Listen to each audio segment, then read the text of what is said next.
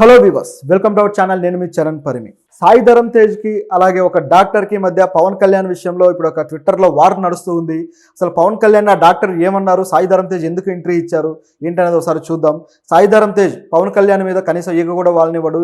ఎవరు ఏ మాట అన్నా సరే దానికి కౌంటర్లు మాత్రం ఇస్తూనే ఉంటాడు. గతంలో కూడా అనేక సార్లు మనం చూసాం. ఈసారి కూడా అదే విధంగా రియాక్ట్ అయ్యాడనమాట.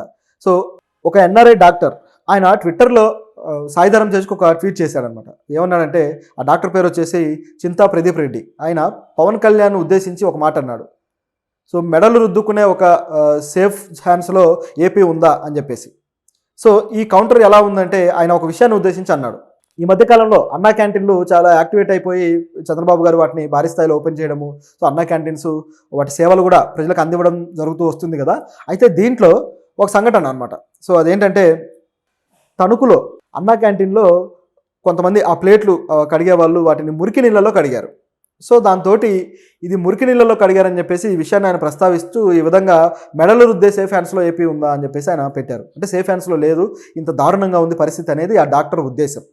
ఆయన డాక్టరు, సో ఆయన అలాంటి విషయాల మీద కన్సర్న్తో ఉండటం పొరపాటేం కాదు, కరెక్టే. అయితే దీనికి సాయి ధరమ్ తేజ్ గారు ఇచ్చిన కౌంటర్ చూస్తే, సాయి ధరమ్ తేజ్ గారు ఏమన్నారంటే, ఒకసారిగా ఓకే అని చెప్పేసి ఎగ్ పఫ్లు, గత ప్రభుత్వం ఎగ్ పఫ్లకు సంబంధించి ఒక స్కామ్ చేసింది కదా, దాన్ని దృష్టిలో పెట్టుకొని ఎగ్ పఫ్లు మీరు బాగానే తిన్నారనుకుంటున్నాను, సో అవి కూడా మీకు సేఫేనా అని చెప్పేసి ఆయన ఒక కామెంట్ చేశాడు. సో వాటికి అయిన బిల్లు చూస్తూ ఉంటే చాలా హై బిల్ అయింది, సో మీరు సేఫేనా అన్నట్టు కామెంట్ చేశారు. అంటే ఎగ్ పఫ్ల బిల్లు ఎందుకు ప్రస్తావనకు వచ్చిందంటే, గతంలో వైఎస్ఆర్సీపీకి సంబంధించి ఇది ఒక స్కామ్ లాగా బయటకు వచ్చింది. మనం ఆల్రెడీ చూసాం, సమోసాల స్కామ్ అని, లేకపోతే టీ కాఫీల స్కాములు అని, రకరకాల స్కాములు. అంటే వీళ్ళు తిన్న వాటి మీద కోట్ల రూపాయల ఖర్చు. నిమ్మరసం స్కామ్ అయితే దాదాపు 30 కోట్లు. సో ఈ విధంగా మనం ఆల్రెడీ కొడాలి నాని గారు ఆ నిమ్మరసానికి సంబంధించి ఎవరైతే అవి డీల్ చేశారో ఆయన మీద ఈ ఆరోపణ అయితే వచ్చింది. అయితే వీటి మీద తర్వాత కమిటీలు వేసి ఏ విచారణ చేయలేదు ప్రభుత్వం. ఎందుకు చేయలేదు అనేది కూడా మనకు క్లారిటీ లేదు, కేవలం ఆరోపణలుగానే ఉన్నాయి. సో వీటిని కేవలం రాజకీయ ఆరోపణలే అనుకోవాలా, వాళ్ళ తప్పును చూపించడం కోసం దీన్ని సోషల్ మీడియాలోకి ఇలా వదులుతున్నారా అనే ప్రశ్న కూడా మనకు బయలుదేరుతుంది. నిజంగా అవతల ప్రభుత్వం తప్పు చేసి ఉంటే వాళ్ళ మీద యాక్షన్ తీసుకోవచ్చు, కమిటీ వేసి దాన్ని నిగ్గు తేల్చి వాళ్ళని అరెస్ట్ చేయొచ్చు. కానీ ఆ విధంగా ఈ ప్రభుత్వం అయితే ప్రవర్తించట్లేదు. కేవలం వాళ్ళ ఇమేజ్ డ్యామేజ్ చేయడం కోసమే దీన్ని వాడుతూ వస్తుంది, ఈ విధంగా వాళ్ళు అవినీతి చేశారని. అయితే దీంట్లో కూడా ఏమైందంటే, ఆ ఎగ్ పఫ్ అనేది జగన్ గారు తాడేపల్లి ప్యాలెస్లో ఉండగా, సో అందులో ఈ మీటింగ్లు కావచ్చు, లేకపోతే ఆయన పర్సనల్గా తిన్నవి కావచ్చు, ఈ విధంగా చూసుకుంటే దాదాపు 3.6 కోట్ల రూపాయలు ఖర్చయింది ఈ ఎగ్ పఫ్లకి ప్రభుత్వ ధనం అనేది ఇక్కడ ఉన్న ఆరోపణ. సో ఇన్ని ఎగ్ పఫ్లు తింటారా అంటే, ఇంత ఖర్చు, కోట్ల రూపాయల ఖర్చు ఎగ్ పఫ్లకి అనేది ప్రశ్న.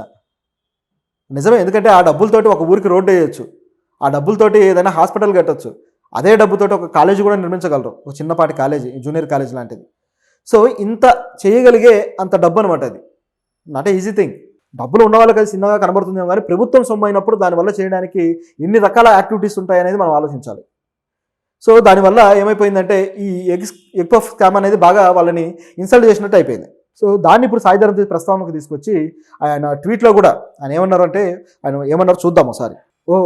Okay no wonder the egg puffs bill is so high sir, hope you have eaten well అండి అని చెప్పేసి పెట్టాడు. అలాగే టేక్ కేర్ సార్ అని చెప్పేసి ముగించాడు. సో ఇదే ఆయన పెట్టిన ట్వీట్. అతను అడిగిన ప్రశ్నకి ఈ ట్వీట్కి ఏమాత్రం సంబంధం లేదు. సో ఈ విధంగా సాయి ధరమ్ తేజ్ పెట్టారు. దీనికి మళ్ళీ ఆయన కౌంటర్గా, నా ఎగ్ పఫ్లు నేనే కొనుక్కుంటాను, నేనేమి వేరే వాళ్ళ మీద ఆధారపడను అని చెప్పేసి ఆయన అన్నాడు. అంటే సాయి ధరమ్ తేజ్ వచ్చేసి ప్రభుత్వ స్కామ్ మీద విమర్శ చేస్తే, ఇతను మాత్రం పర్సనల్గా ఫీల్ అయిపోయి నా ఎగ్ పఫ్లు నేనే తింటాను అన్నట్టుగా కౌంటర్ చేశాడు.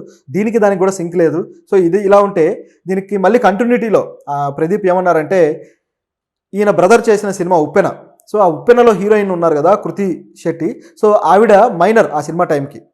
సో ఒక మైనర్ తోటి మీ బ్రదర్ రొమాన్స్ చేశారు, ఇది సరైందేనా అన్నట్టుగా ఆయన ప్రశ్నించారు. సో ఇది నైతికంగా కరెక్టేనా లేదా అని. నిజానికి సినిమాలంటే మేజర్లు మైనర్లు అని ఉండదు. సినిమా అనేది ఒక నటన, అదొక కళ. సో ఆ కళకు సంబంధించి దాన్ని యాక్ట్ చేస్తారు, అది నిజమైన రొమాన్స్ కాదు కదా. వాళ్ళ కెమెరా ముందు వాళ్ళు ఎలా నటించాలి, ఎలా ఎక్స్ప్రెషన్లు ఇవ్వాలి, చాలా ఉంటాయి దాంట్లో. 200 మంది చూస్తూ ఉండగా వాళ్ళు చేసే పర్ఫార్మెన్స్ ఆ కథకు తగ్గట్టుగా ఏం డైలాగ్ చెప్తాము, ప్రతి బిహేవియర్ కూడా అంతా కూడా వాళ్ళు నటన రూపంలో చేస్తారు తప్పితే అది నిజం కాదు. మరి ఈయన ఈ విధంగా విమర్శించడంలో అర్థం లేదు నిజానికి. సో గతంలో అయితే ఇప్పుడు శ్రీదేవి గారి దగ్గర నుంచి కూడా వాళ్ళ హీరోయిన్లు అయినప్పుడు వాళ్ళంతా మైనర్లే. జయసుధ గారు వచ్చినప్పుడు ఆవిడకి 13 ఏళ్ళు, శ్రీదేవి గారు వచ్చినప్పుడు ఆవిడకి 14 ఏళ్ళు. సో ఈ విధంగా అందరూ మైనర్లే గతంలో వచ్చిన హీరోయిన్లు. అలాగే జయప్రద గారు, సౌందర్య గారు ఆవిడ చనిపోయారు. సో ఆవిడ హీరోయిన్ అయినప్పుడు ఆవిడకు కూడా అంతే, 10th క్లాస్ చదువుతున్నారట. సో ఈ విధంగా ఇప్పుడు మొన్న ఈ మధ్య కాలంలో చూసిన వాళ్ళైతే హన్సికా మొత్వాని కావచ్చు, వీళ్ళంతా 10th క్లాస్ స్టూడెంట్స్ కూడా హీరోయిన్లు అయ్యారు. యాక్టింగ్ అనేది ఒక ప్రొఫెషన్. సో దాన్ని ఆ విధంగా చూడాలి కానీ వేరే విధంగా అర్థం కాకపోతే వదిలేయాలి దాన్ని. కాకపోతే పర్సనల్గా విమర్శించడానికి దీన్ని ఎంచుకున్నట్టుగా కనిపిస్తుంది. సో ఈ విధంగా కౌంటర్ వేసాడు ఆయన. సాయిధరమ్ తేజ్ గారు, ఈ వ్యక్తి ప్రదీప్, డాక్టర్ ప్రదీప్, సో వీళ్ళిద్దరూ కూడా వేసుకున్న కౌంటర్లు ఏవైతే ఉన్నాయో రెండిట్లో గమనించి చూస్తే సాయిధరమ్ తేజు ఒక పొలిటికల్ కౌంటర్ లాగా ఆయనకు వేశారు తప్పితే అసలైన విషయానికి సమాధానం చెప్పలేదు.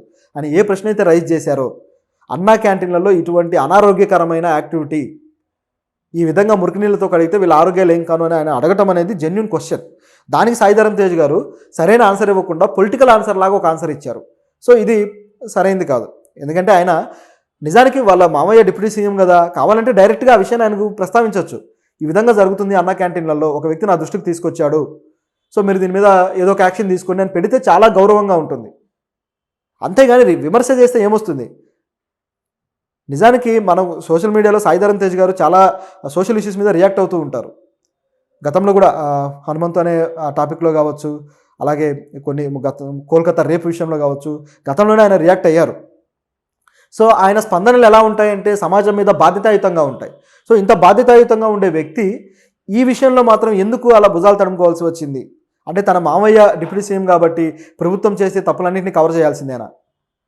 నిజానికి పై స్థాయిలో ఉన్న వాళ్ళు చేయరు కదా, వీటిల్లో కింద స్థాయిలో ఉన్న వాళ్ళు, అక్కడ వర్కర్స్ ఎవరైతే ఉన్నారో వాళ్ళ ఉదాసీనత వల్ల లేకపోతే కేర్లెస్ వల్ల ఈ విధంగా జరుగుతూ ఉంటుంది.